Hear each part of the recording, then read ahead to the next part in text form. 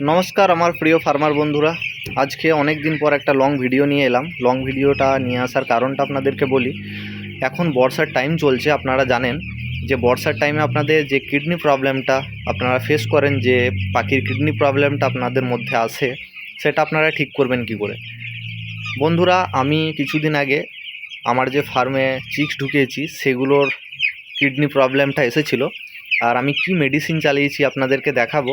সেই মেডিসিনটা চালিয়ে আপনারা অবশ্যই আপনাদের যে কিডনি প্রবলেম, কিডনি অ্যালার্জিটা আছে সেটা চলে যাবে, আর পাখি খুব সুস্থ হয়ে যাবে।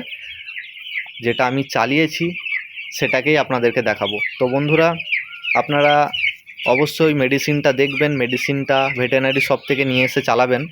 আমার পাখি এখন আপাততভাবে খুব সুস্থ আছে, আপনারা দেখতে পাচ্ছেন। কিছুদিন আগে কিডনি প্রবলেমে আমার মর্টালিটি হচ্ছিল।